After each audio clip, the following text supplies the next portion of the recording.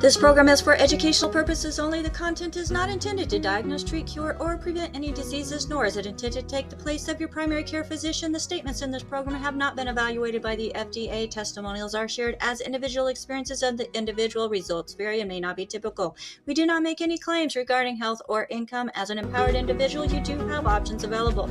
We are honored to have a founding father of the science of epigenetics guiding us with the best options to obtain or maintain optimal health, Dr. Joel Wallach.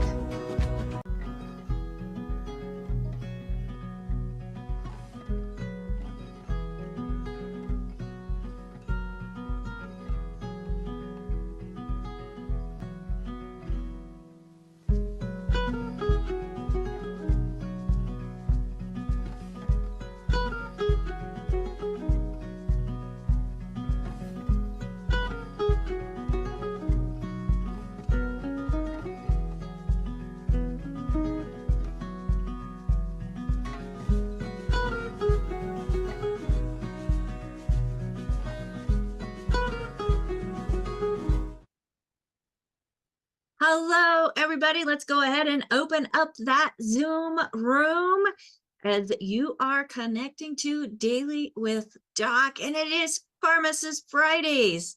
So love Pharmacist Fridays as we are bringing to you even more empowering information coming from the pharmaceutical trained world as we are looking at things that are empowering and maybe some options to help you in figuring out what it is that you yourself as an individual can do to help yourself.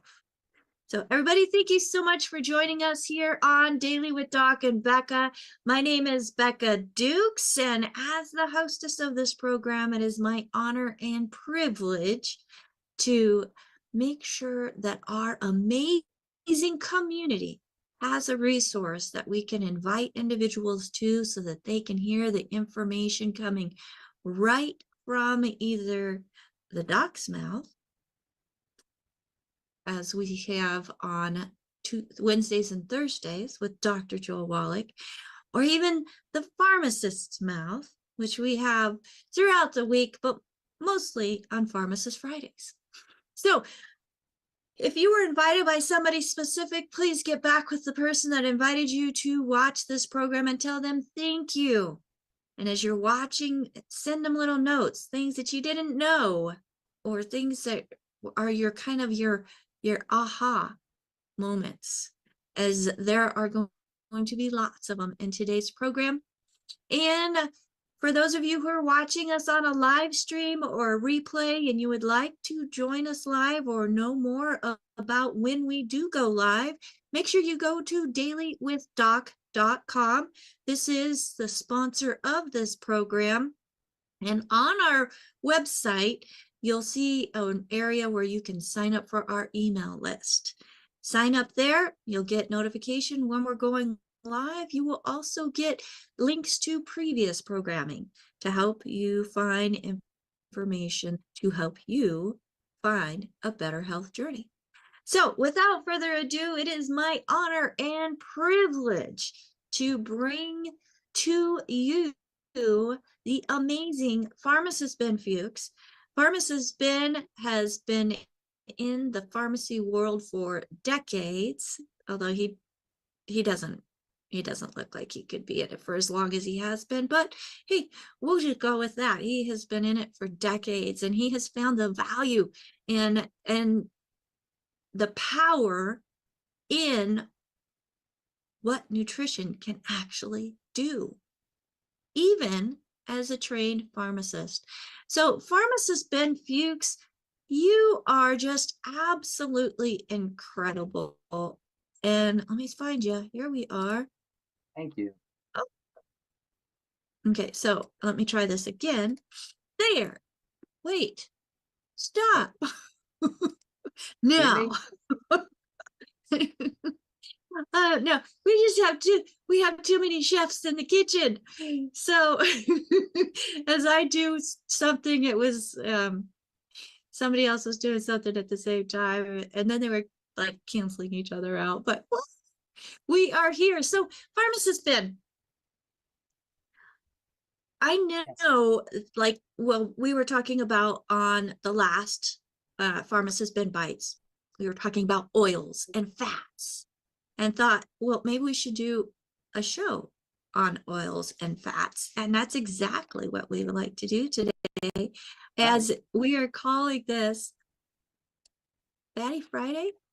The Fatty Friday show, Lipid Literacy with Pharmacist Ben Fuchs. So you go deeper into just a fat is a fat. You actually look more into the scientific, as a scientist, as a researcher, as a pharmacist, going deeper into things that just most of us would look at the surface and it's like, oh, that's a fat, that's a fat, that's a fat. Well, Yeah. they're good fats and bad fats, right? Good fats, bad fats. That's a fat. This is a fat. What's a fat? I'm What going is to it? ask you, as a representative of all 30 or 40 or 50 people who are on this call, you tell me, what's a fat? Well, for me, fats include vitamins that Not what plants they don't include. necessarily No, no, have. no. Not what they include, not what they look like, not their characteristics. What is a fat? It's a molecule. Yeah, I'm not picking on you, but I just want to highlight the fact that we use these terms without really knowing what we're talking about, and that creates a sense of disempowerment because we don't really understand how to work with them. We don't understand what they are. We don't understand how to leverage them or take advantage of them or eliminate them if we need to. It's just a word.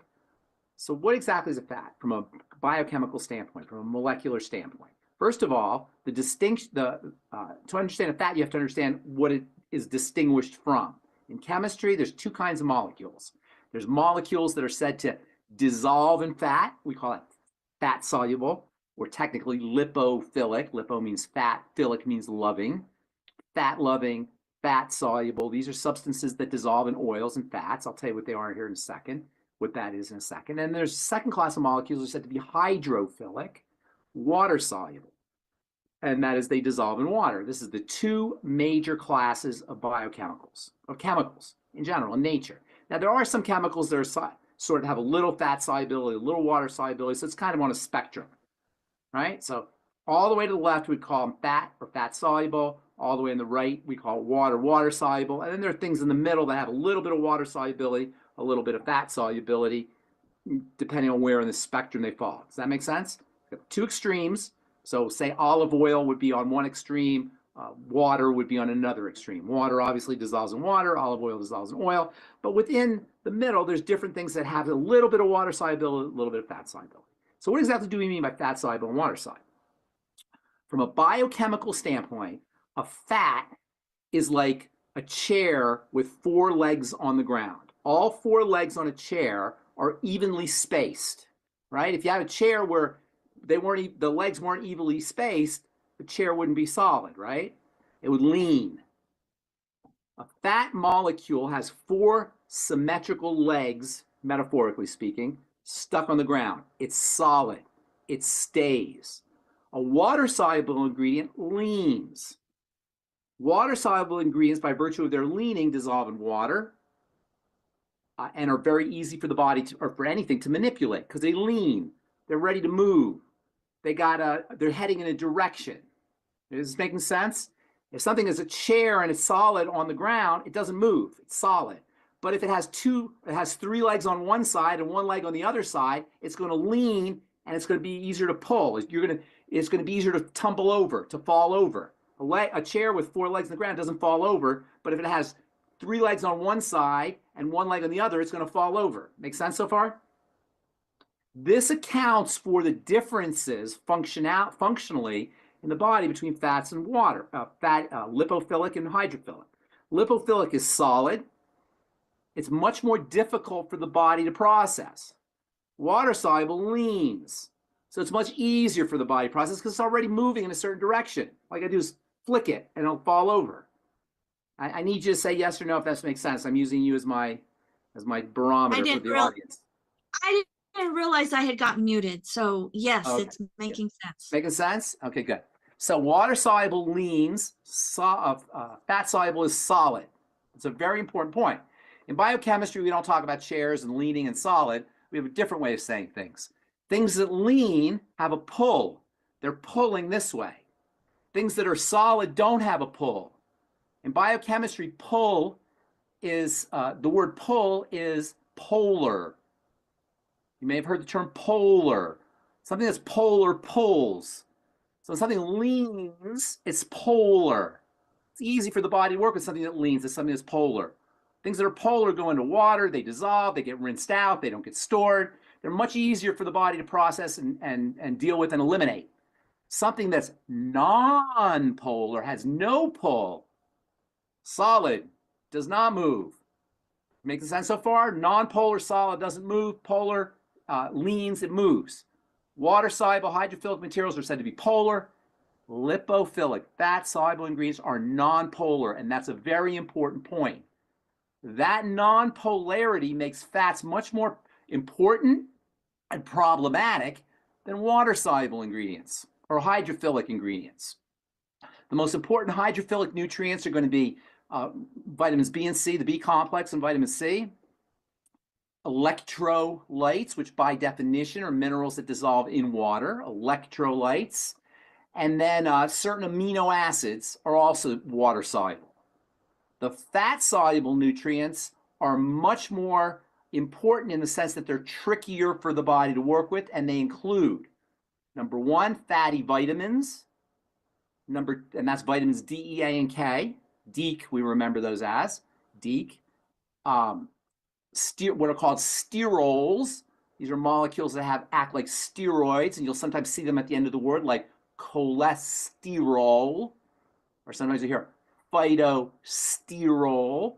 And these sterols have a particular chemical structure that gives them certain properties. We'll talk about that here in a second. You also have phytonutrients like carotenes and flavonoids. These are also, and also things like resveratrol. These tend to be very fat. These tend to be in foods in very small amounts, and they're also very fatty. And then you have what everybody thinks of when they think of fat, which is oils and fats. These are technically triglycerides. And this is why you've heard the term triglycerides in the blood. Triglycerides are used by the body for energy. They're also used by the body to create certain structures. Triglycerides are made up of fatty acids. The word triglyceride comes from the fact that there's a glyceride, which is like a glycerin molecule. Think of an E. In the letter E, you have a line that goes like this, and then you have three lines that go like this. That's the letter E. That's what a triglyceride looks like. It has a line that goes like this. That's the glyceride, and then it has three fatty acids. This is what most of us think of when we think of fats. When you eat a triglyceride, or when the body processes a triglyceride, it breaks up the fatty acids and it uses the fatty acids. Fatty acids come in all kinds of lengths and all kinds of have all kinds of various properties and different kinds of solidity or liquefied degrees of liquefaction or degrees of solidity. But the most important fatty acids and triglycerides are two of them. These are so important that without them, you will get very sick. And if you don't have them long enough, you probably die. These two fatty acids are called essential fatty acids. And there's only two of them. One of them is called LA, and the other is called ALA. LA is also what we generically refer to as omega-6. ALA is what we generically refer to as omega-3. It's not exactly accurate because there's a lot of different omega-6s, there's a lot of omega-3s, but the two essential fatty acids, omega-6 and omega-3, are technically LA and ALA, and most people are very deficient in these. And the proof of that deficiency in ALA and LA is in the incidence of dry skin. If I were to ask you guys, I can't see the people, but if I was talking to you in person, I said, how many people have dry skin? How many people would raise their hands? Almost everybody, if not everybody. People who didn't raise their hands doesn't mean they don't have dry skin. They just didn't hear me or they don't want to raise their hands, because everybody has dry skin. We sell billions of dollars in moisturizing creams in this country, and everybody has dry skin. How can this possibly be? You got Rebecca or Ruth Ellen or Phyllis, probably not Albert. Guys aren't as affected by this as women, but you three ladies, I bet you got a moisturizer in your purse and in your bathroom and in your kitchen, and your 2 in your office and 1 in your desk and 1 in your car, and you got them all over the damn place. Most people have 5, 6, 7 moisturizers, and everybody has dry skin. How can this be? With all the moisturizer we had, nobody should ever have dry skin ever again. But the fact is, number one, dry skin is not a moisturizer deficiency. It's an essential fatty acid deficiency. Essential fatty acids being turned into moisture factors in your skin. So our Ultimate EFAs and Ultimate EFA Plus are the best moisturizer you could ever use internally, taking them internally. And if your skin is dry, the chances are you're not getting enough of these Ultimate EFAs or EFAs. Now, there's other things that can be involved in deficiencies in fats. I'll talk about that in a second. But right now, you can use your dry skin as a barometer of how much essential fatty acids your body is getting or your body is processing or absorbing. Dry skin is a metric for EFA deficiencies. Menstrual problems are also a marker for EFA deficiencies. And that is more menstrual problems you have, cramping, dysmenorrhea, problems with your periods, missing periods, etc., more than likely you're going to have a problem with these 2 essential fatty acids. And it's no accident that women, when they're having their menstrual cycle or when they're having their periods, crave fatty foods. That's one of the most common things that women crave when they're having their periods is fatty foods. This represents the deficiencies. This represents EFA deficiencies. They're quite common, not only because of intake, but also because of absorption. Why absorption? Because fats are the trickiest of all of the 2 classes of nutrients to absorb. I know we said this before, but real quickly, you eat a food, it goes into your stomach, it goes down your esophagus, goes into your stomach, it's broken up in the stomach, then it goes from the stomach into the intestine. Once it hits the intestine, bile and pancreatic juices hit that food and liberate the fats. That means in order for fats to be absorbed at the level into the blood from the intestine, you've got to have an effective bile, you have to have effective bile secretion, you have to have a gallbladder, or you have to have a gallbladder first of all, and then you have to have a healthy gallbladder. You also have to be secreting pancreatic juices. And you also have to be making bile at the level of the liver. So if you have a liver issue, if you have a pancreatic issue, if you have a gallbladder issue, bile issue, all of these are going to compromise your ability to absorb fats. Fats are also absorbed, like all nutrients, through the intestinal lining, through the intestinal wall, in a slightly different fashion than other nutrients, which I'll talk about here in a second. And if you have intestinal problem, if you have SIBO, if you have Crohn's disease, if you have ulcerative colitis, if you have any kind of intestinal inflammation, again, you're not going to be absorbing your fats.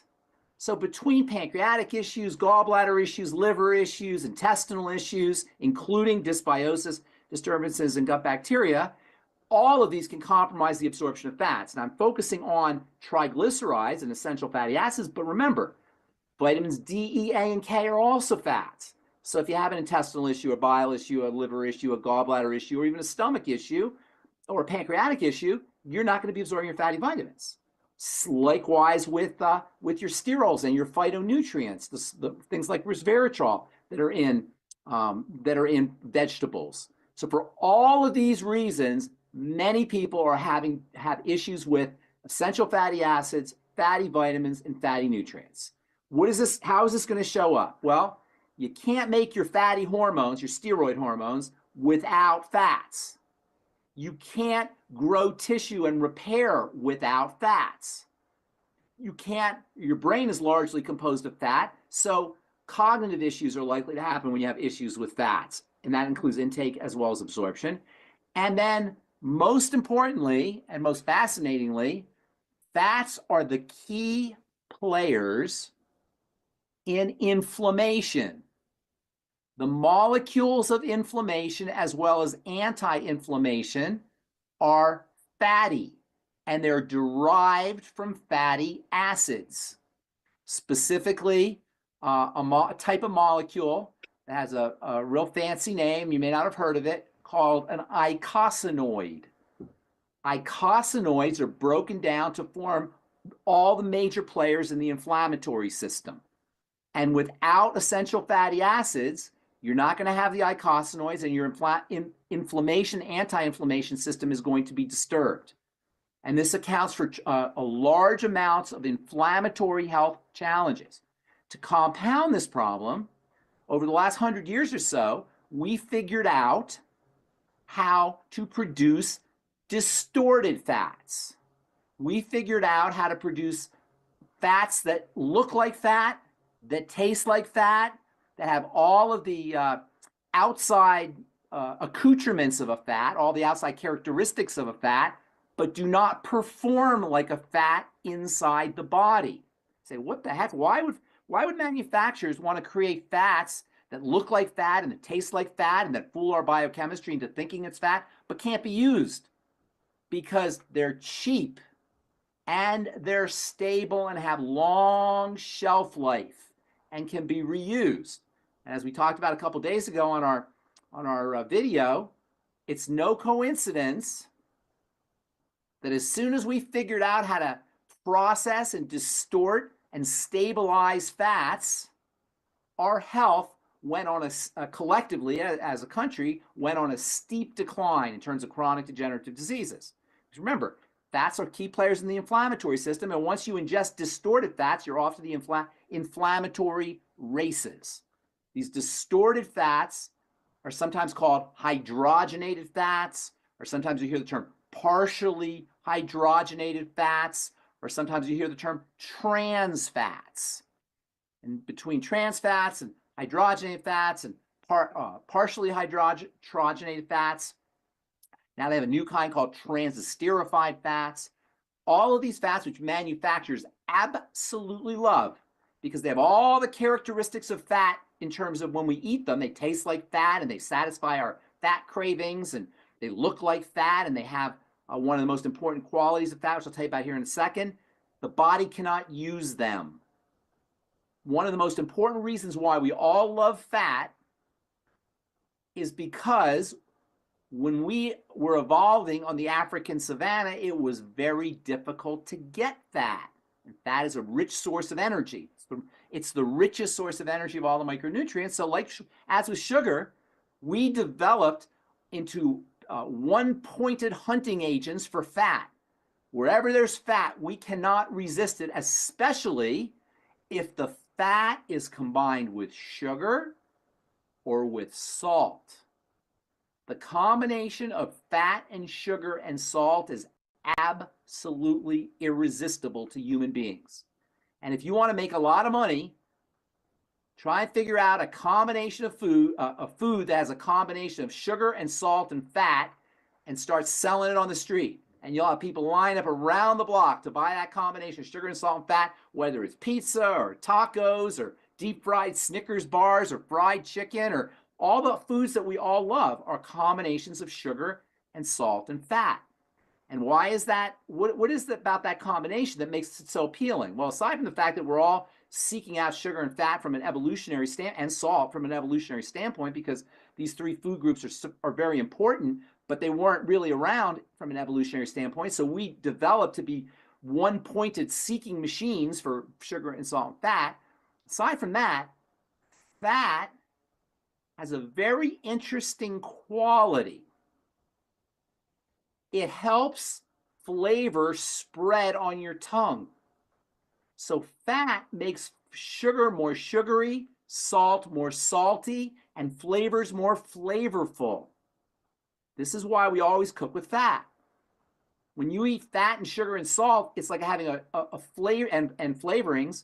It's like having a flavor explosion in your mouth. And the fats just coat your taste buds. By the way, you can hack into this by adding butter to things like protein-containing foods or starchy foods or starchy vegetables, and you'll enhance the taste. That's why we love butter on our potatoes or sour cream on our potatoes. The butter and the sour cream help the sugar from the potatoes, the carbohydrates from the potatoes, spread along your tongue, and it increases the flavoring. And if you add salt, it makes it even that much more flavorful, which is why you always want to add butter and salt to your veggies. If you add butter and salt to your veggies, not only will you make the vegetables more flavorful, but the fatty nutrients in the broccoli and Brussels sprouts and carrots and other veggies that you're using will dissolve into the butter.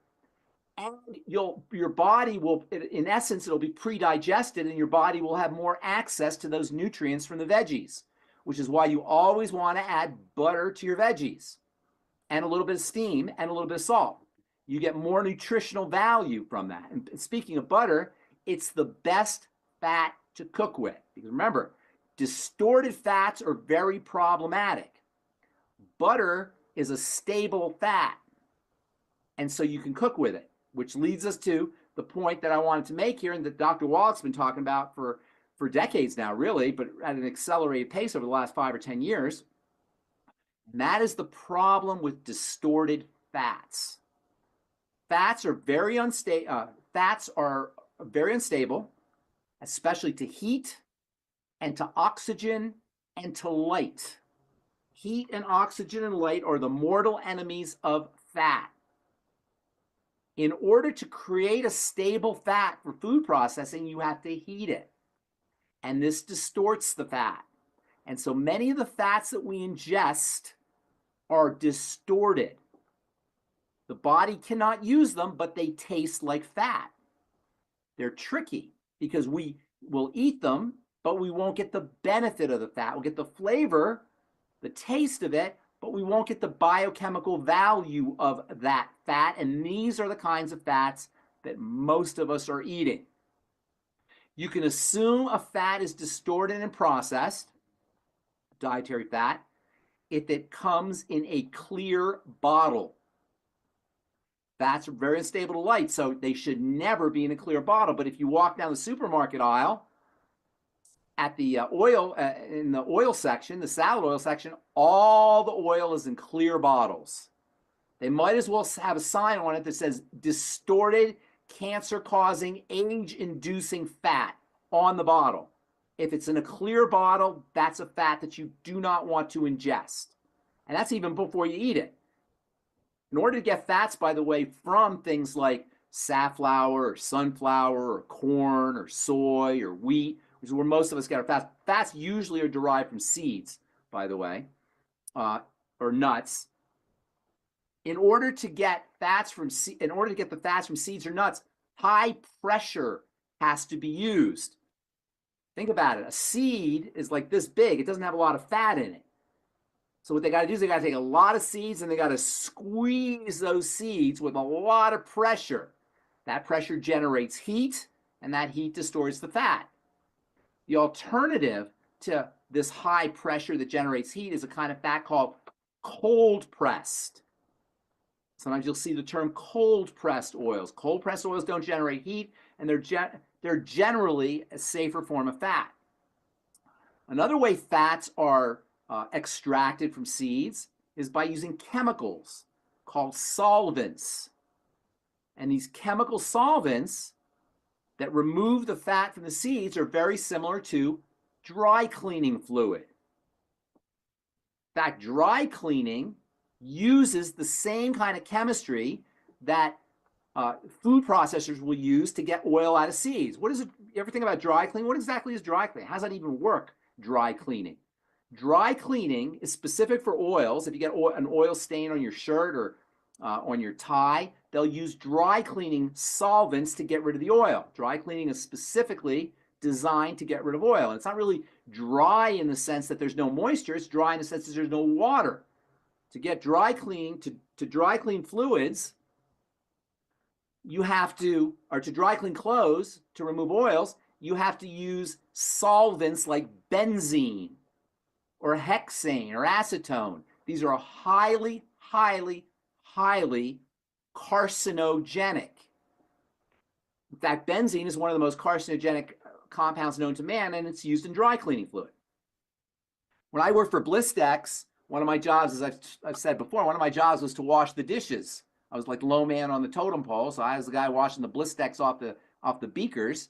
And let me tell you something, if you ever felt Blistex, it's sticky and nasty. You wouldn't believe what it's like when it's on a beaker when you're making it, when you're working in the lab. And I used to hate to have to wash that stuff off, the lanolin and the grease and the Vaseline and all the stuff off the beakers. So I would go get the benzene from the lab, and I would just put the benzene in the glass, and oh my God, benzene will just make those glasses squeaky clean. I remember Dr. Jones, my boss, the guy who then Blistex came in, he saw me using the benzene, he almost had a heart attack. He said, "What are you doing? Washing the beakers with benzene."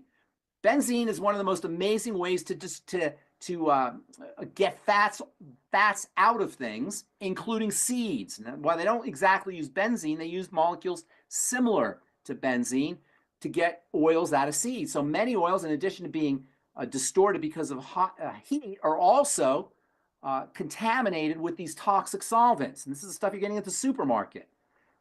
Also, while I'm on the same subject, this problem with distorted fats is especially an issue in skincare products. And I don't want to offend anybody out there who's using skincare products or who's buying or selling skincare products.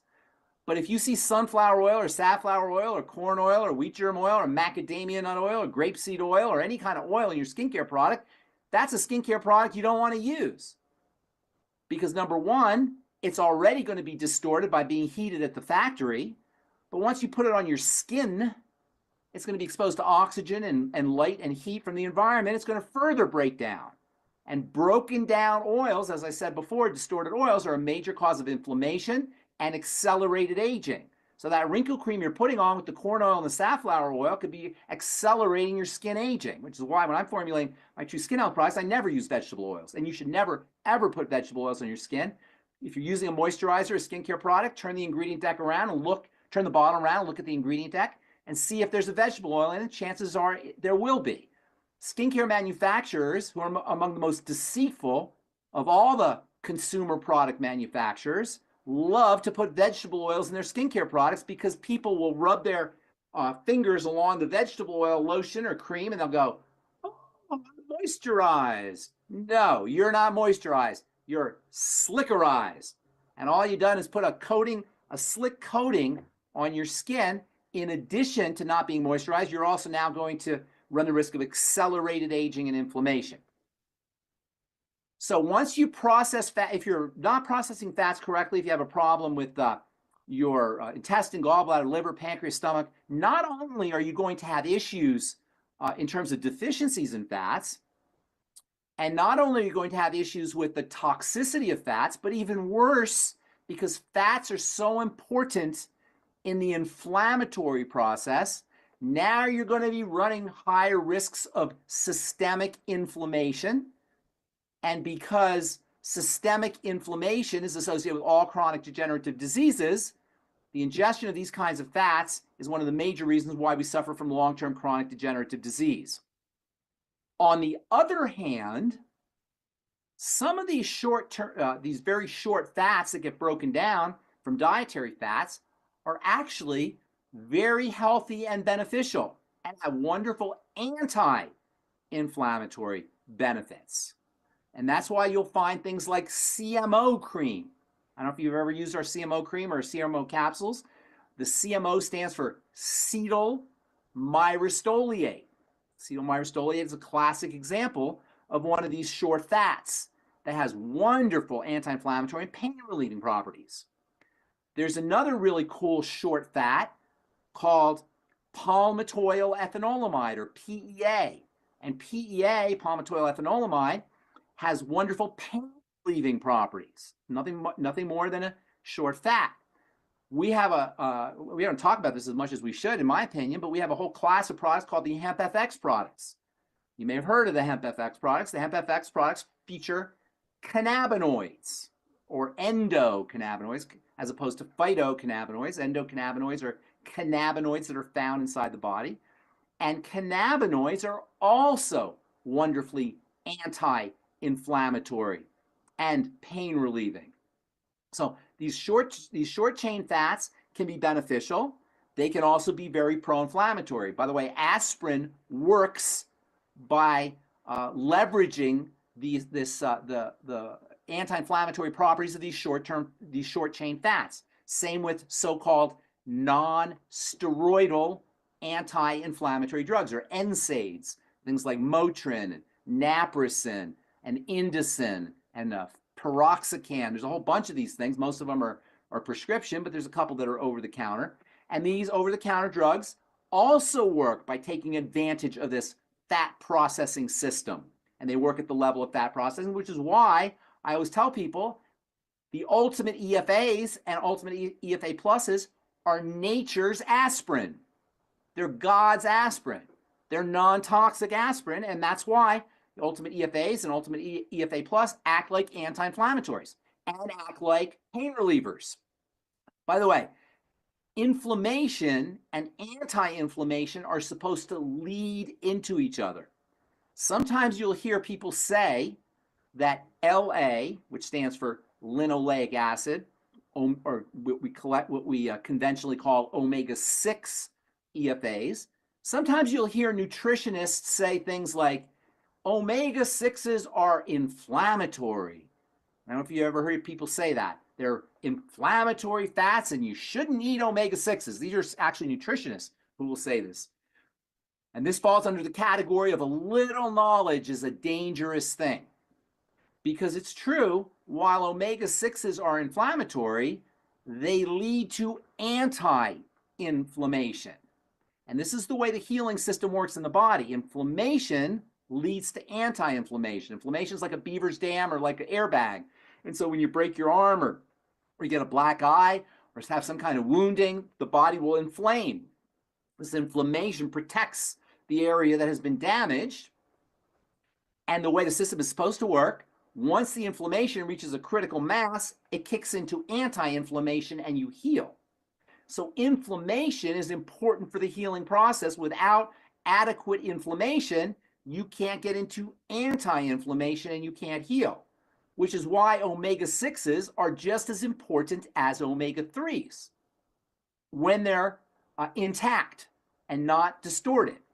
So anybody who tells you that you shouldn't use omega-3, and you may have heard people say this, you shouldn't use omega-6s and you shouldn't take supplements with omega-6s, you should stay away from omega-6s, we get too many omega-6s in our diet. And this is a common myth that even healthcare professionals and nutritionists will say. What they're not understanding is, number one, you can't have anti-inflammation without inflammation.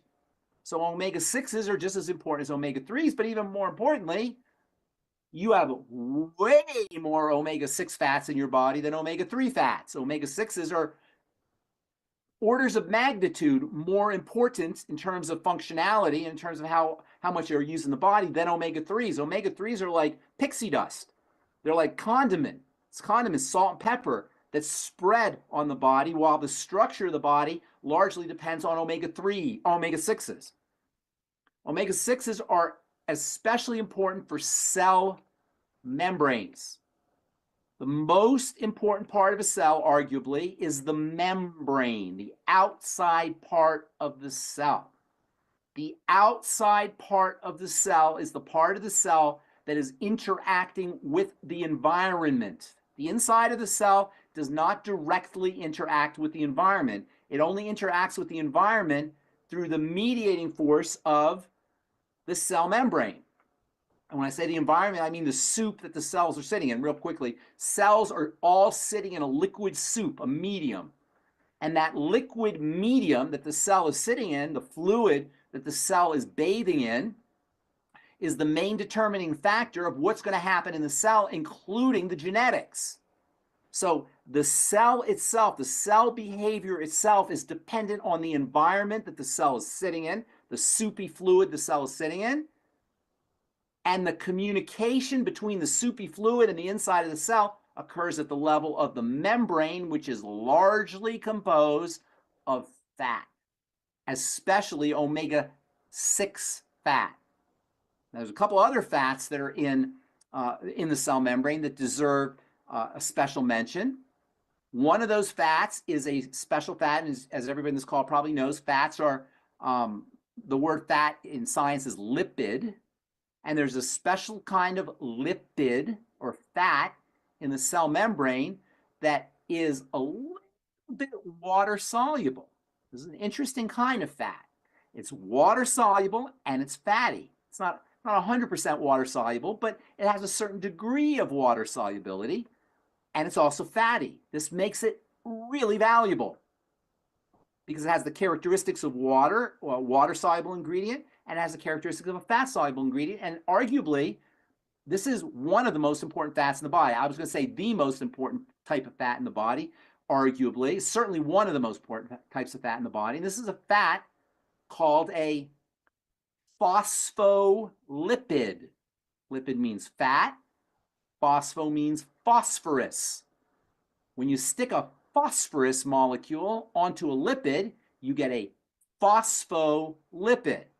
And these phospholipids are stupendously valuable, not only because they're important for the cell membrane, especially for nerve cell membranes, which makes them really important for brain health and nerve health, but because phospholipids are a little bit water soluble and a little bit fat soluble, they make wonderful emulsifying agents. What the heck's an emulsifying agent? An emulsifying agent, or sometimes you'll hear people say emulsifier. An emulsifying agent, is a molecule that has a water side and a fat side. Just think of an extension cord that has a female side and a male side, right? With an extension cord or an adapter that has a male side and a female side, you can pull one type of cord in with another type of cord, and you can pull them together. That process in biochemistry of pulling one thing and another thing together is called emulsification, when one molecule is fat and one molecule is water. Remember, oil and water don't mix. Fat and water don't mix. But if you put an emulsifying agent in the middle, the water will get pulled with the fat and the whole thing will go together. This is how they make creams and lotions. Creams and lotions are made with oil and water, and because oil and water don't mix, they put an emulsifying agent in. The oil gets pulled into one side of the emulsifying agent. The water gets pulled into the other side. You get a nice creamy lotion or cream by mixing the oil and water. Another example of an emulsified product is mayonnaise. Mayonnaise, if you ever make, you can actually make homemade mayonnaise. You know it's made with oil and with water. Oil and water don't mix, so how do they pull together? They put something in the middle. What do they put in the middle to make mayonnaise? Rebecca, do you ever make mayonnaise? What's the third ingredient that pulls the oil and water together? Egg. Eggs, exactly. So what's in an egg that pulls the oil and water together? Phospholipid. Eggs contain a very special kind of phospholipid, and this is the main phospholipid, or the main way phospholipids show up in the body. Before I tell you what that special type of phospholipid is, which is, by the way, one of the best health supplements you could ever take, these phospholipids, let me also tell you that in the body, emulsification is also important. Why is emulsification, pulling oil and water together, in the body important? Well, this is how the digestive system works. When you eat a fat, say you have a teaspoon of oil, or you have some tuna fish or some salmon, some fatty fish, or you have an egg or dairy or some kind of fatty food, or maybe some fatty meat, your body has to emulsify that fat to mix it with water. So your body has an emulsifying agent to mix in the digestive system to mix the fat with the water. It's almost like a soap. And by the way, soap is also an emulsifying agent. When you have dirt on your hand and you put the dirt on your hand underneath a stream of water in your tap, that dirt isn't going anywhere because dirt is oily. That's why it sticks to your hand. Remember, oils stick. If dirt were watery, it wouldn't stick to your hand or to your body or to your hair or wherever, your clothes. If you put that oily dirt under a spout and the water goes on the dirt, nothing's going to happen. It's going to beat off the dirt and the dirt's going to stay in your hand. What do you have to use to get rid of that dirt? You have to use soap. What does soap do? Soap is an emulsifying agent. And soap will pull the oil or the dirt off the oil part of your hand and combine it with the water from the tap and rinse it off. Soap and cleansing are emulsifying processes and emulsifying agents. Well, the body has its own soap. It's called bile. And bile, just like soap gets the water out of your hand and gets the oil out of your hand, the dirt out of the oil part of your hand and washes it off with the water, that's how bile emulsifies the food you eat and releases the fat and combines it with the watery digestive juices so you can absorb it. Bile is biological soap. And the active component, the active molecular component that does the emulsifying work in bile is phospholipid. So phospholipids are important for the cell membrane. Phospholipids are important for emulsification. And the main source, the main form that phospholipids take in the body and the main form that phospholipids take in foods is called lecithin. Lecithin is a phospholipid. It's a complex of phospholipids of different sizes and different shapes. And bile is largely composed of lecithin. And the reason why eggs act like an emulsifier to make your mayonnaise, to mix the oil and water in your mayonnaise, is because eggs are largely composed of lecithin. In fact, wherever you have oil in nature, fat in nature, and foods, like, for example, seeds and grains and dairy and eggs and organ meats and fish, fatty fish, guess what you'll find with those fats? Lecithin. Lecithin in nature is always found with fats. Phospholipids are always found with fats. And this is one of the reasons why eating these kinds of foods is so beneficial, even though those are the foods we hear we're not supposed to eat. Dairy and eggs and organ meats. Not only these wonderful sources of fats and fatty nutrients, but they're also sources of phospholipids, which help the body utilize those fats. Now, real quickly, to break down the triglycerides, and then we'll talk a little bit about the fatty vitamins, and also the most misunderstood of all the fats, which is cholesterol. Real quick, fats are described by how liquidy, or how dietary fats, I should say. Dietary fats are described by how liquidy or how solid they are. Liquidy fats are said to be unsaturated.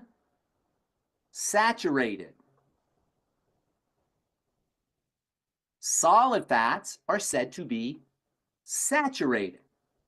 Back in the 60s and 70s and 80s, and even sometimes, even today, you'll hear people who really don't understand nutrition saying something simplistic like saturated fats are really bad for you and unsaturated fats are really good for you. Now, in fairness, people have gotten hip to the fallacy of this statement, but there's still nutritionists saying this and healthcare professionals saying this.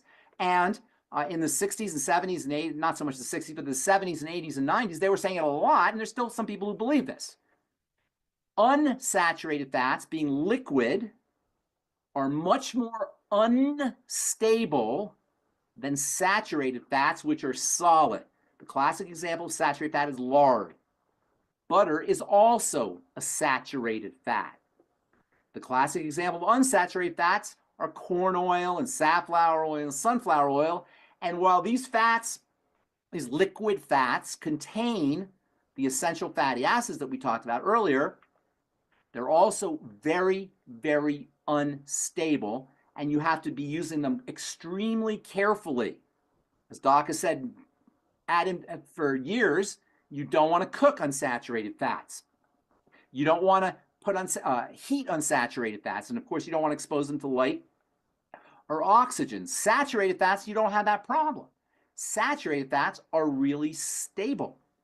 They don't distort like unsaturated fats. They don't have the essential fatty acids in them, and they're not as important for the outside, the cell membrane, as the saturated fat, and your body can make saturated fat. So there's no real dietary need for saturated fats, but the stability of saturated fats versus unsaturated fats makes them much easier for the body for us to work with from a cooking perspective.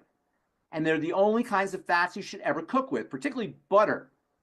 Two major kinds of saturated fats are the most important kind are lard and butter, and also coconut oil.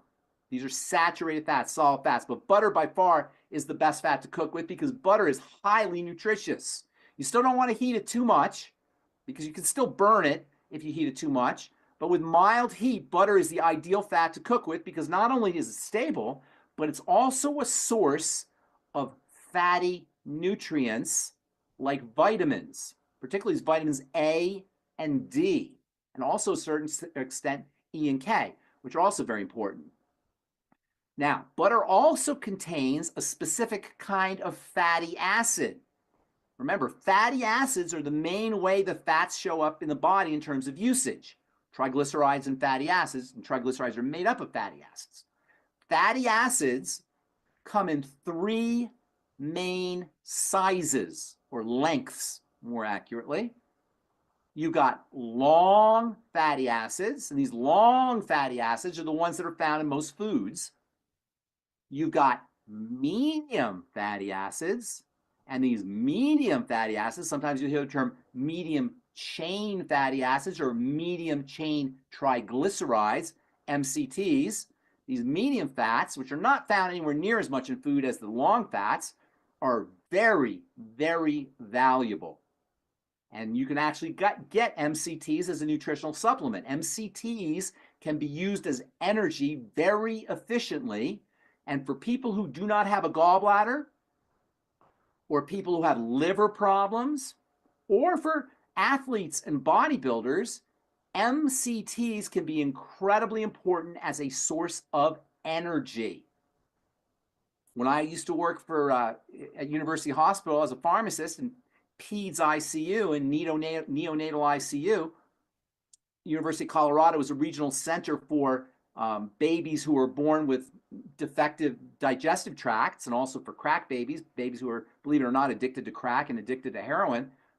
We used to have to give the babies MCTs, medium chain triglycerides. It was one of the major, one of the most important drugs that, not really drugs, but substances that I would have to put in the medicine carts, because MCTs could be used by the babies even if they had liver problems or intestinal problems.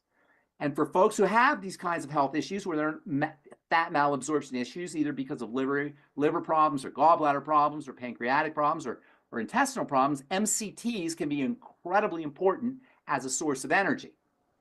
As an aside, the brain is very dependent on fats and fatty nutrients, and MCTs are now known to be one of the ways you can treat or at least reduce the symptoms of Alzheimer's disease and Alzheimer's dementia. There's a lot of literature that supports MCTs for cognitive decline and for dementia issues. Probably it would work for MCTs would be helpful for Parkinson's disease and movement disorders that are secondary to brain problems.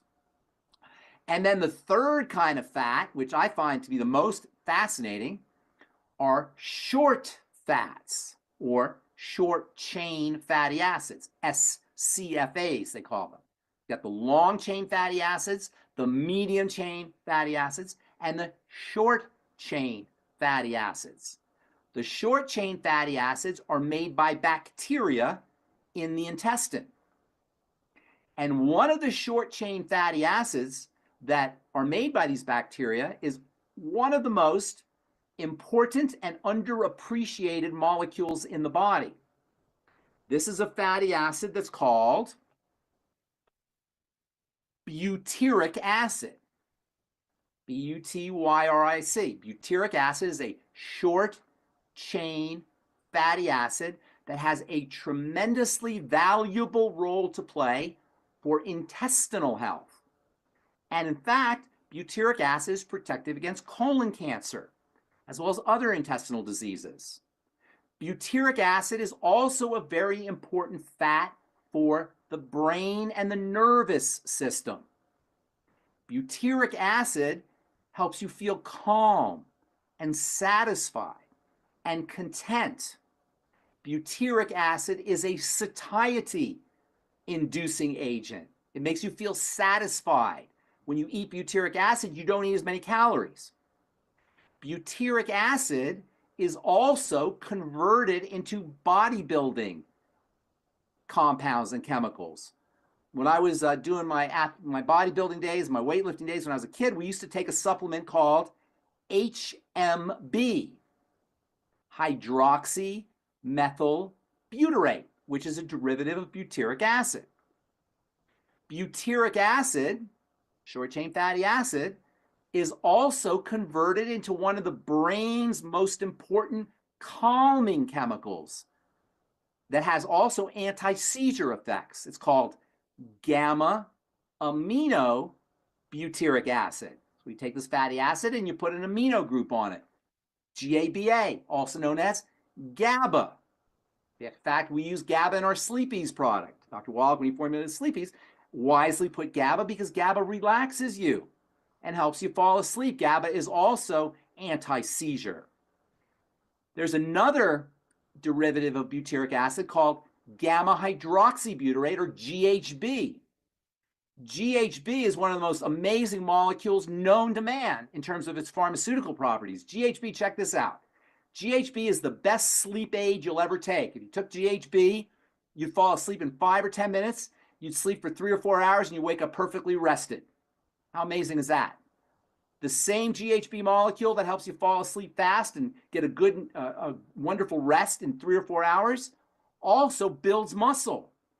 And bodybuilders will use GHB for anabolism. And bonus, GHB is one of the most powerful aphrodisiacs and libido enhancers you'll ever use. Check that out. Helps you fall asleep. It helps you build muscle. And it's a great aphrodisiac. I mean, really great aphrodisiac. And it comes right from butyric acid, GHB. Now, if you're thinking you're going to go out and get some GHB because you want to spike your libido and fall asleep and build muscle, all non-toxic, I'm sorry to say it's illegal. You can't get it because it's too perfect. In fact, I was just build your libido and then fall asleep. That's just like, it could be more perfect, right? And I'm talking it became, and I have a lot of experience with GHB because I used to make it in my lab till it became illegal. It became illegal in the 90s.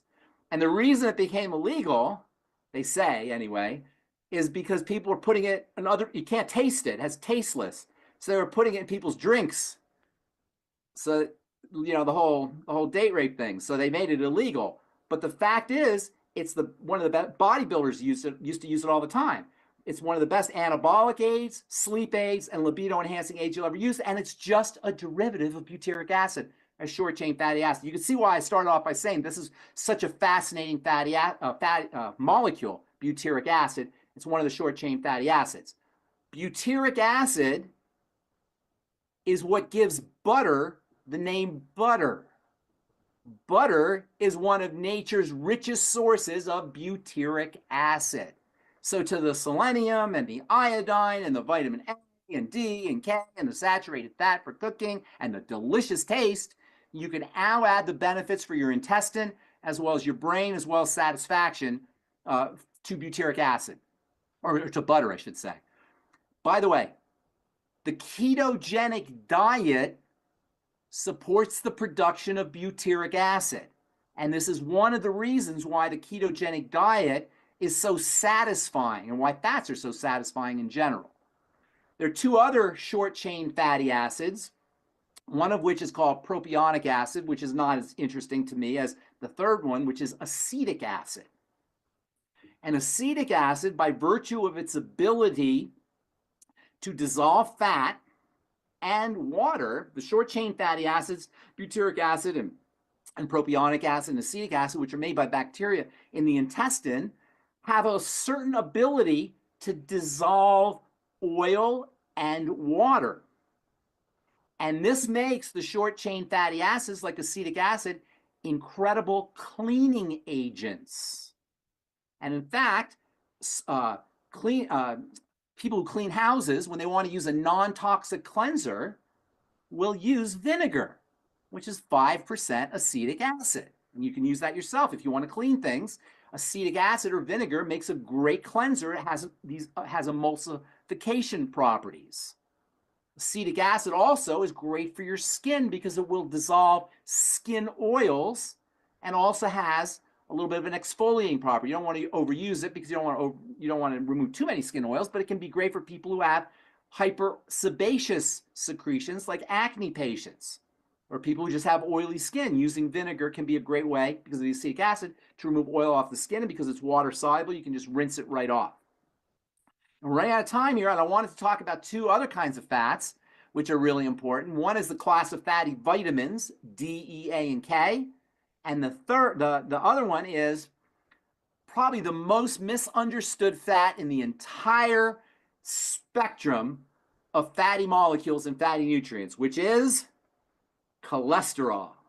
But cholesterol deserves its own conversation, so I'm not going to rush cholesterol as well as the fatty vitamins. I think both of those categories deserve their own presentation. Yes, I agree with you. I agree with you. I mean, even the butter and the butyric acid, is that what it was? Butyric acid, B-U-T-Y-R-I-C, butyric acid. I mean, very important for the colon, for folks who are dealing with inflammatory colon disease or irritable bowel, or to prevent colon cancer, as well as for brain health and bodybuilding. I mean, that and in satisfaction, itself, satiety. Yeah, and remember, last thing, if you have a problem absorbing your fats, you're going to get none of those benefits. You're not going to get any of the benefits from the phospholipid, or, I don't know any, but you'll get reduced benefits from phospholipids. You'll get reduced benefits from butyric acid and the short chain fatty acids. You'll get reduced benefits from MCTs. You get reduced benefit from all of the fats. And because the fats are so important for building and for genetics and for growth and repair, real quickly, fats, because they're stable and long-term, are more important for long-term kinds of chemistry. The water-soluble nutrients are important for short-term chemistry, bursts of chemical action. But for anti-aging and for growth and repair and for fighting diseases and for building tissue, the fatty molecules are so important, also as molecules of inflammation, anti-inflammation. So if you have any problems with fat malabsorption, which many, if not most people do, all of these bodily processes are going to be compromised to one degree or another. Wow. Ben, we have lots of hands up, lots of questions. Do you have some time for I have time, but I mean, I don't, it's already 2:03. So. If you've got time, we're going to keep on going because, okay. Yeah, I'll take a few questions, and then next week we can talk about the cholesterol and the fatty vitamins. Perfect. Now, first question. Yes. So Uche, she's 53 years old. She has been having problems with low blood pressure. Yes. Like 86/55. Okay. Is a normal for her. But if she takes a teaspoon of Himalayan salt, then it will raise it up to like 116/80. Okay. Well, what is that telling you? First of all, what does salt do? Salt absorbs water. One of the ways the blood pressure is maintained is by the water trapping properties of the blood. The water trapping properties of the blood's a fluid. And so the more watery this fluid is, the fluid blood is, the thicker the blood, not the thicker, but the more volume the blood's going to have, and the higher the pressure. When the blood is more watery, the pressure is going to drop, or when the blood is not as watery, you don't have as much fluid, your pressure is going to drop. So thickening the blood or fattening the blood or increasing the blood volume is actually a more accurate way of saying is going to increase the pressure, and salt can do that. And this is one of the reasons why they'll put you on a low salt diet when you have high blood pressure. The thinking is by avoiding the salt, your blood will not hold on as much water and the volume will shrink and the pressure will drop. Salt is increasing the pressure, but the more important point, does that make sense, by the way? Salt increases the volume, so it increases the pressure. But the more important point is, why is this person not having enough blood volume to have the pressure? And that usually implicates a deficiency in the major blood volumizers which are blood proteins like albumin. And these are all made in the liver. So one of the causes of low blood pressure are deficiencies in albumin and blood proteins, which is secondary to liver disease or liver issues. And that's where I would be focusing on with this person. If there's fatty liver issues, metabolic syndrome issues, usually a liver concern. Now, if salt is helping, that's great. And Celtic sea salt or Himalayan salt is great salt. Also, more water will help as well. And this is one of the reasons why first thing in the morning, if you drink water, like a quart of water, first thing in the morning, just drink it down, your blood volume will increase. You get more blood to your brain. You get higher pressure, and you get better volumization.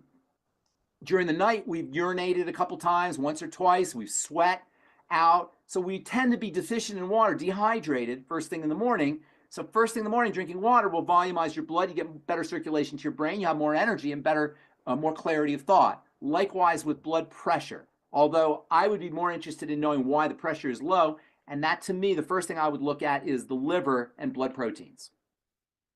So she is pre-diabetic. She has an elevated creatinine. I think I said that. Oh, there you go. Yeah. Right. So those are all and kidney issues.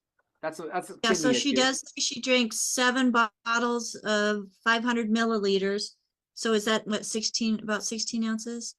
She drinks 7 of those a 16 day. ounces is great. Yeah, 16 ounces is that would be half a quart.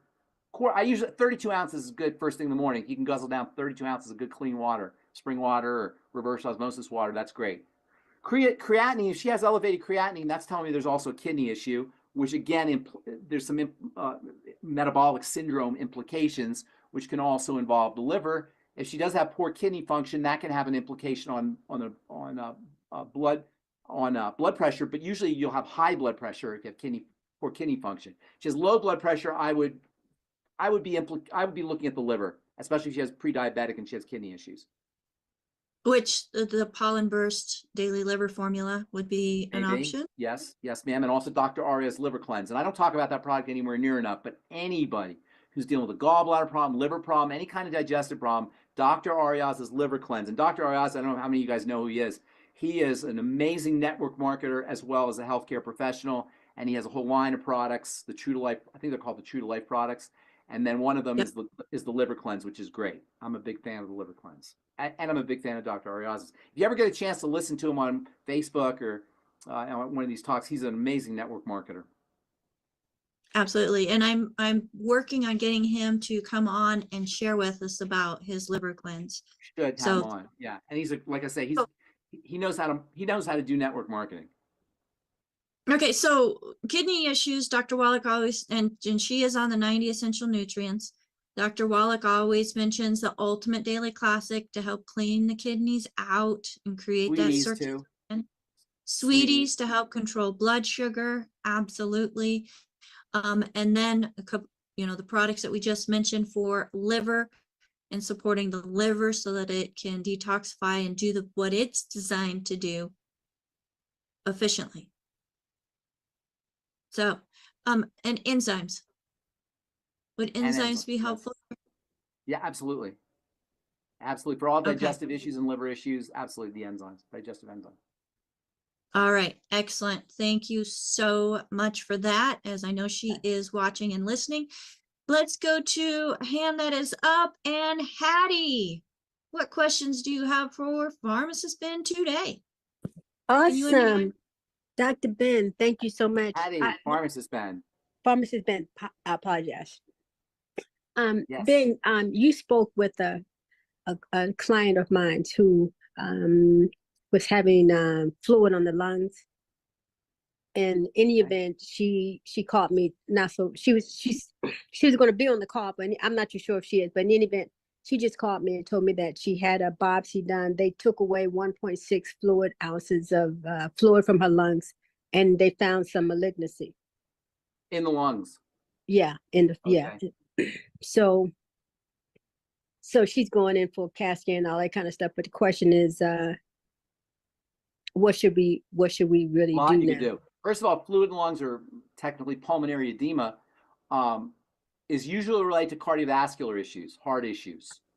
The blood is not moving effectively. So I'd be looking at heart disease, healthy brain and heart pack if you want to do supplements. As far as dealing with the cancer, you know, I've said this before, we talked about this a couple of days ago, cancer only occurs after the body's been in duress for a For a long long time, time. right? So it's not like you just take this supplement or that supplement to get rid of cancer. The way you want to look at this is you want to make the body strong and healthy. And the Mighty 90 essential nutrients are key to that. Staying away from problematic foods and eating less food is also important. Slow, deep rhythmic breathing, as we've talked about, is important. Exercise and movement are important. There's a whole bunch of other things. But I would be focusing largely on cardiovascular issues for this woman. Is she older? She's 73. Okay, so chances are there's some heart issues. Did she tell you there's any heart issues? Blood pressure Yes, issues? yes. That's usually the cause of so-called fluid in the lungs or pulmonary edema, which is an accumulation of excess fluid in the lung tissue. But you want to treat it as a cardiovascular health issue. You can use the healthy brain and heart pack, but one of the major reasons why people have heart problems is because of blood sugar. So that's always involved. That's usually involved too. So you're going to want to you're going to also want to use the healthy, you know, the sweeties and the ultimate niacin, ultimate selenium, all the nutrients that are in the healthy blood sugar pack. I would focus on the healthy brain and heart pack and then throw in nutrients for blood sugar as well. And then use the diabetic eating strategies. Sure. Stay away from sugary foods, that kind of thing. Thank you. Okay. All right. Thank you, Hattie. Great question. Next, let's go over to AJ. Hey, Pharmacist Ben. Hello, AJ. I'm going to try and be quick here. My first question is, can we consume essential fatty acids, the omega-3s that don't have ALA? Omega-3s that do not have ALA are not essential fatty acids. ALA is the essential fatty acid. So if you don't have ALA, you're not having an essential fatty acid. There are different omega-3s, but for the most part, when we talk about omega-3s, we're talking about either ALA or DHA and EPA, which are found in fish oil. Right. So there are some brands that don't have the ALA. And then they would be DHA and EPA. Correct. Is that what yeah. So what are you asking? What's the question? So I'm saying, are we getting what we need when we consume? No, you're getting good stuff, but not what you need. Not everything you need. DHA and EPA, which are found in fish oil, are very important for the brain and the eyes and hand-eye coordination, for the nervous system. DHA and EPA. DHA is also, and EPA are also very important for the skin and actually have anti-sunburn properties, and also will protect the skin and the body from EMFs, electromagnetic frequencies. And you may know this whole scandal with EMFs in the last 120 years or so. Our environment has become saturated with EMFs where there were never EMFs before. It's only been the last 120 years since we had 150 years or so since electricity. So omega-3, DHA and EPA, which are omega-3s, can be protective against EMFs, protective against sunburn, important for hands, for hand-eye coordination in the brain and eyes. And this is why pregnant moms want to use DHA and EPA, but they're not EFAs. They're not essential in the sense your body can make DHA. Your body can make EPA. Doesn't make it tremendously efficiently, at least for some people, but your body can still make it so they don't get the classification of essentiality. ALA is essential, and it gets converted into DHA and EPA. Without ALA, you can't make DHA and EPA. ALA is essential. It's critical for the inflammatory and anti-inflammatory system. Without it, you won't have the same degree of anti-inflammation as you would with it. DHA and EPA are not essential. They're good. They're really good. They have a lot of advantages, but they're not essential. So you still need to have a source of ALA, and that's where the Ultimate EFA and the Ultimate EFA Plus come in. Okay, and then Jill's asking, what about for those that have the shellfish allergies? Can they use like the multi-EFAs? Like I think that's Primrose.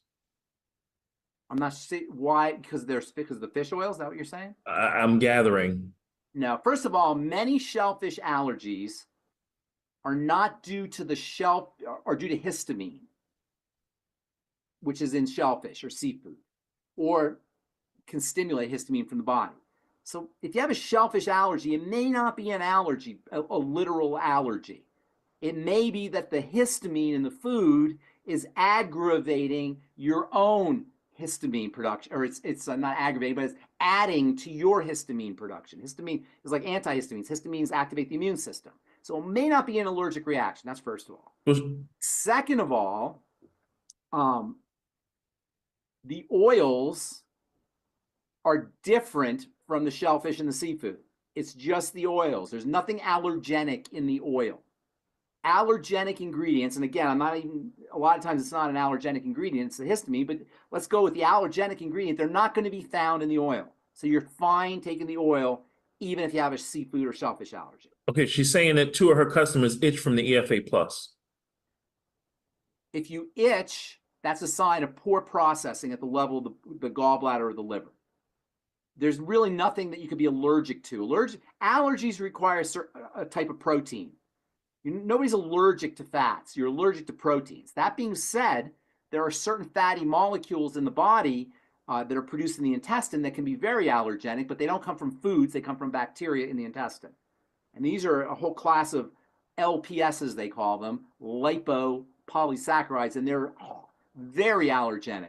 And they're associated with almost all chronic degenerative diseases, but you don't eat them. They're made by bacteria. So itching in response to EFAs or ultimate EFAs would tell me that she's not processing them correctly. And remember, fatty molecules that aren't processed correctly, they will produce inflammatory compounds, which can cause itching. So if that's the case, and I want to ask a few more questions, but assuming that's the case, that would tell me there's a liver problem or a gallbladder problem, or maybe a pancreas or intestinal problem. And okay, and then my question is, you talked about fats, but now when the average person thinks of that word, we're thinking about what's around my stomach. That's a different kind of fat. That's not a dietary fat. We've been talking about dietary fats. How does the stuff around my stomach get there? How does it get there? Is it not fat? No, it's totally fat. It's just not dietary fat. It comes from sugar. Also, to a certain extent, fat that you eat, but mostly from sugar. Sugar gets stored as fat when it's not used. Fat is a storage form of sugar. And so when you eat a lot of you eat a lot of sugar, your body will store that sugar as fat. The sugar some sugar is used, but we eat so much extra sugar that the body can't use it, and it stores it as fat. The visceral fat, which is the fat around your organs and around your belly, which is so problematic, really, really associated with shortened lifespan as well as other diseases, including inflammatory diseases and heart disease. That's the end result of carbohydrate ingestion. Carbohydrates are turned into fat. Carbohydrates get turned into triglycerides very efficiently, and then into fat, and then it gets stored as fat. So visceral fat, which is a big problem, big health problem, is usually a sign of too much sugar and not processing that sugar, using not enough nutrients to process that sugar. Okay, but is this the same thing that we're consuming from the fish? No, not at all. The stuff you're consuming from the fish, some of it might get stored as fat. That's true. But for the most part, that's going to be, if you're healthy anyway, that can be used for energy. Eventually, too much fat will also get stored as fat, though. If you eat too much. So we're going to have another show. Becca's going to do another show because we got tons and tons of questions, and I don't want to hog any more time. Yeah, it's already late, but we should talk about visceral. That's called visceral fat, the fat that's around your body. Mostly, that's the end result of too much sugar. Although, if you eat a lot of fat, that can happen. That can also get stored as fat. You, man, thank you. All right. How about Phyllis? Phyllis, what question do you have for Pharmacist Ben today? I have a couple of questions from YouTube. We definitely need another show on all of this. Okay, Joe on YouTube has a quote. I'm going to read you. You were talking about the stability of saturated fats, that they're good for you. Here's the quote. I didn't say good for you. I never say good for you. Better. But they're stable, put it that way. Now, visceral saturated fats can be problematic also. You don't want to eat a bunch of donuts and potato chips, but they're stable, so they don't break down like unsaturated fats to produce these inflammatory compounds. And this quote will relate to that. Fully hydrogenated oils are mostly saturated fat and don't pose the same health risks as trans fats. What do you think about Say that one more time. Say this, start again. Fully hydrogenated oils. Okay, so fully hydrogenated oils are trans fats. Oh, because this is So I don't claiming know- they're mostly saturated. Their trans fats are saturated fats. Hydrogen makes things solid, makes fat oil solid. Real quickly, and we talked about this a couple days ago on our whatever you call them, AJ. I don't know what you call those talks. Bites. The bites, yeah. Liquid fats, or let me say this: lard used to be the only saturated fat up until the late 1800s, the late 19th century. The only saturated fat, for the most part, was lard. Butter also probably, and other, eggs and such have saturated fats too. But most of the saturated fats that we used at that time, specifically for saturated fats, was lard. Lard's expensive. Pigs are expensive. You got to raise the pigs. You got to slaughter the pigs. You got to feed the pigs. So it was really expensive. So lard was great, but it was expensive. So food manufacturers started to experiment with fake lard. And they figured out if they took a liquid oil, an unsaturated fat that is, liquid fat, and they pumped it with hydrogen using fancy industrial techniques and catalysis and such, that liquid fat would solidify. That solidification created a fake lard. It created a synthetic lard. That fake lard or synthetic lard is said to be hydrogenated. Hydrogenation simply means there's hydrogen pumped into that liquid and it solidified it. So it's a hydrogenated fat. Sometimes you'll see partially hydrogenated fat. That has less hydrogenation. Either way, these are fake fats, and they have the advantage of being cheap, but they're solid, so they have the qualities of lard. Lard's solidity makes it good for baking. And I'm not, like I was saying the other day, I'm not really much of a baker. I don't know much about baking, but I know that when people want to make a nice flaky pie crust, they use lard, or they did use lard. Then when they figured out how to make fake lard, all of a sudden they had a cheap form of lard. And they didn't have to raise pigs, they could just use oils, vegetable oils, which are abundant, especially cottonseed oil, which was the very first fake lard. And that's why we have crystallized cottonseed oil, i.e. Crisco. And Crisco was the first hydrogenated oil. It was the first vegetable oil, liquid oil that got pumped with hydrogen, and it revolutionized the food business. What you're asking about is a trans fat. Most fats, and I don't want to get into too much biochemistry, but trans refers to the shape of the fat.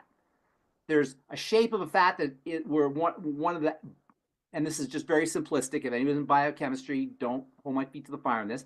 If there's a molecule sticking up, they say it's trans. If the molecule is sticking down, they call it cis, C-I-S. Cis versus trans. The body loves cis fatty acids. It can't use trans fatty acids. When you hydrogenate a fat, you turn it into a trans fatty acid where the molecule's sticking up, where there's like an arm sticking up. The body cannot use those. It'll try to use them, and it'll make distorted cells. Remember, that cell membrane has these fats in it, so you'll end up with distorted cells. And everywhere where the body is trying to include a fat in a molecule, it'll be distorted because it has this arm sticking up out of it. And that's the problem with trans fats. They're produced by hydrogenation. So I'm not sure what this guy's talking about, where this quote is talking about, because hydrogenation is the way trans fats are produced. A hydrogenated fat is a trans fat.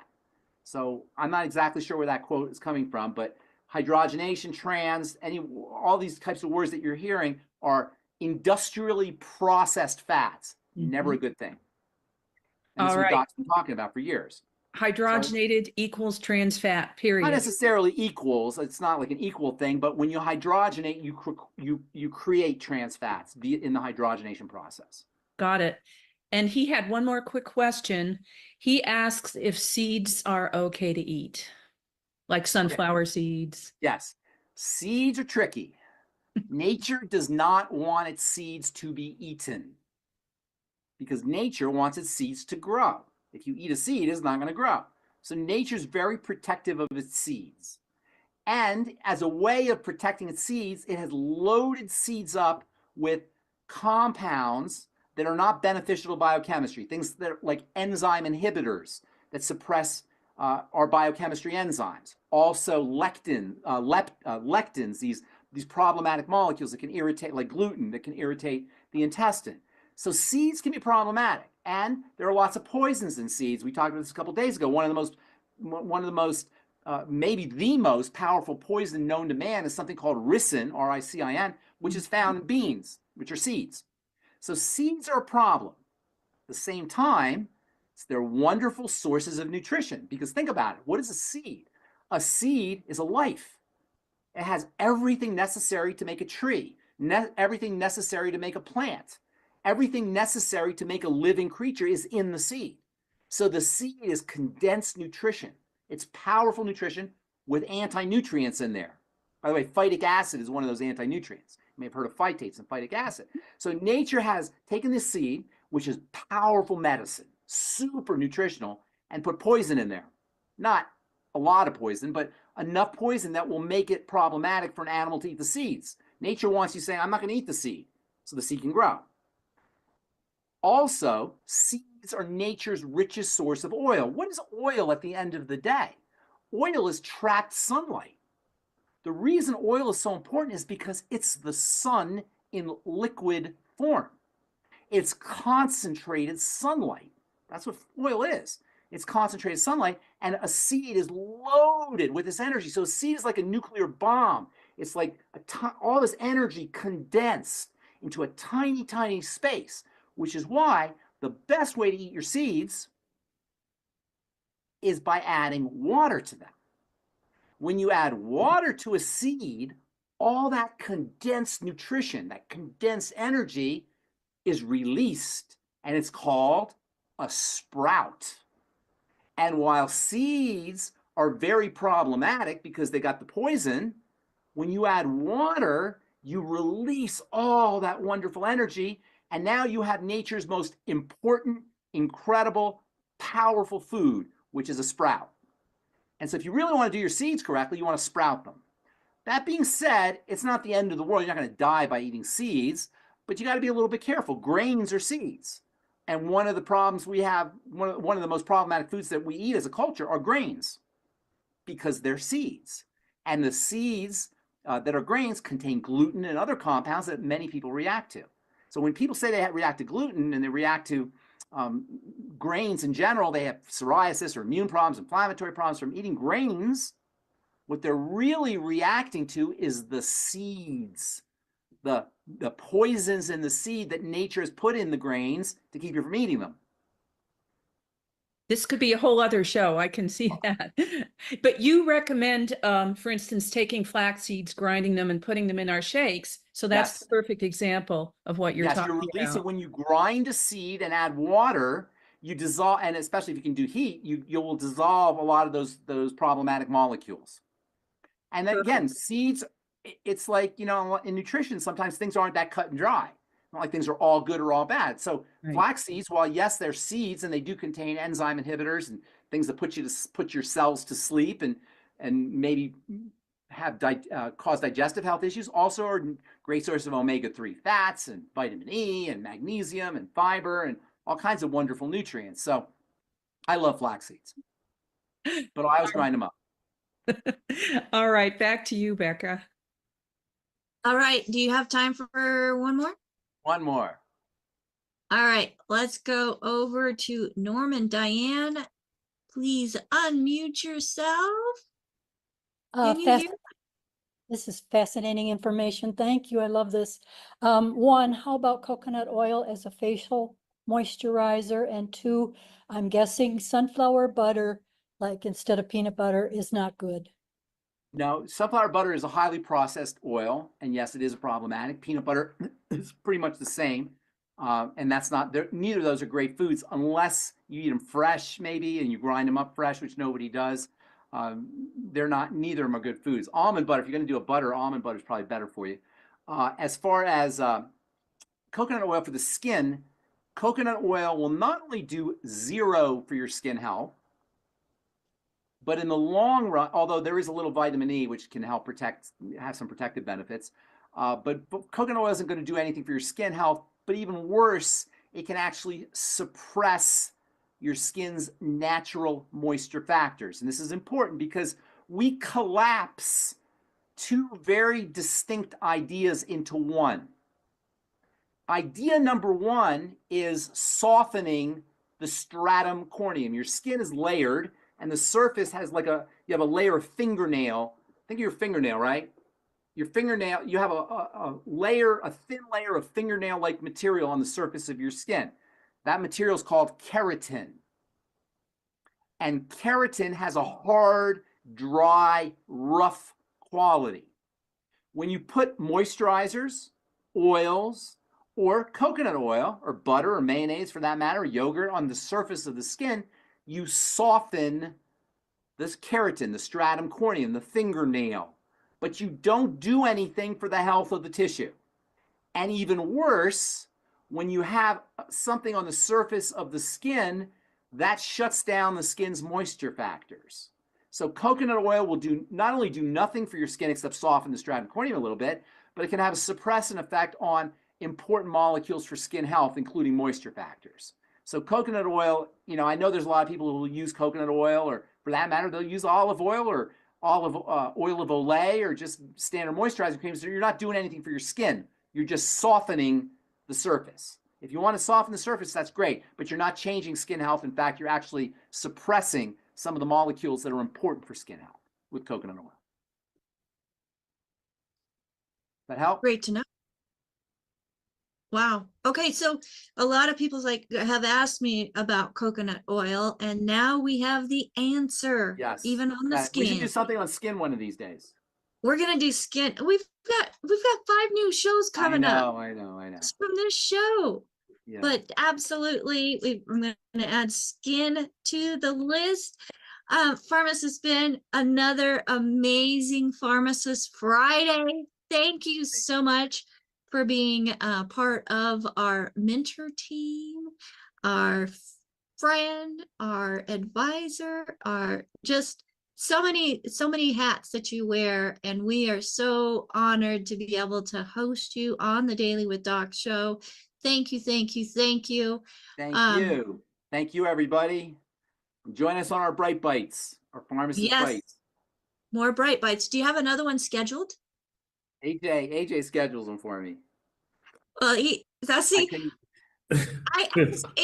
and AJ says, when Ben tells me, and I'm like, what's up with this, guys? How can I help promote it if we don't have a schedule? It's called Ben's Bites. Yeah, they're bonuses. We just do them when we're in the mood. They're fun though. Well, I like them. I think they're fabulous as they add to and are powered by Daily with Doc. But it's just adding this information stuff that we're doing. It's really what longevity is all about. Yeah, we got the best nutritional supplements you'll ever use, but really it's about education and information. Anybody who's interested in this kind of stuff, join us. If you're a guest here, if you're not a distributor, join us. We need people to help spread the word. This is important information. And, Doc's been doing it for decades. We're all helping Doc do his mission here. So anybody out there who wants to join us, if you're a guest or if you know anybody who might be interested in this kind of stuff, we want business builders and people who want to help spread the word. Absolutely. And folks, if you're one of those people, get back with the person that shared this program with you. If there is no one to thank, call us 855-949-3377. Again, that's 855-949-3377. If you prefer email, you can email us info@dailywithdoc.com. Again, that's info@dailywithdoc.com. Again, this is for people that are not currently working with somebody else. We're not referred to this program. We want to maintain the integrity as we are a resource for an amazing community. We invite you to be part of that community. Now, we cannot do this by ourselves. So it does take a team to put on Daily with Doc. And I am honored to be able to have, of course, Pharmacist Ben is part of that team. But we also have Albert, who is joining us from South Africa on this team, helping to let people in. We have Marilyn, who is helping to put the transcription of what's being said into the chat, which, folks, if you're not here live with us, you're missing out on that. So you want to make sure that you come and join us live. We have Phyllis, who's also helping with that. She's also watching the different platforms, bringing those questions in to the Zoom room. We have AJ, who's bringing those questions in as well. And he's also one of the main reasons why you're on so many different platforms and meeting you where you're at. And last but not least, we have our production manager who helps keep us organized and on task, Ruth Ellen Sanchez. So, folks, you have skills. Bring those skills to the table, and let's help you find a greater passion, a greater purpose than yourself in helping others. There's no greater, what's the word? I don't know. But anyways, reward, that's the word. There's no greater reward than being able to help somebody else achieve goals, reach goals, overcome hurdles that have been even plaguing them. And that's something we have solutions for.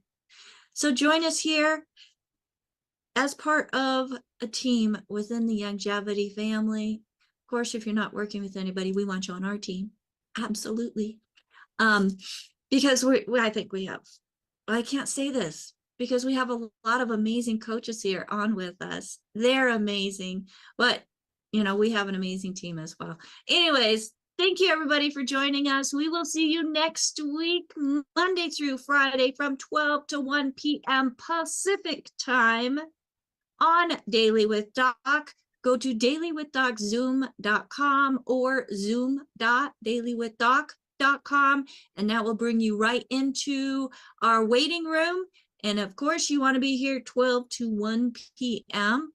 Today's even later than that, but that is the time that you'll be able to come into the Daily with Doc show, and we invite you. Bring your questions. Until next time, bye for now. Bye, everybody.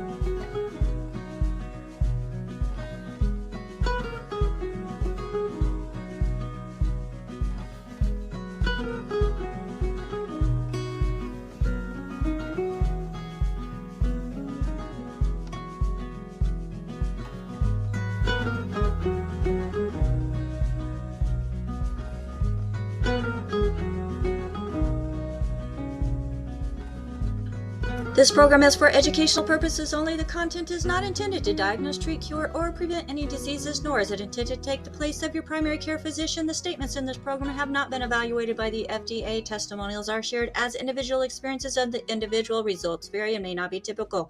We do not make any claims regarding health or income. As an empowered individual, you do have options available. We are honored to have a founding father of the science of epigenetics guiding us with the best options to obtain or maintain optimal health, Dr. Joel Wallach.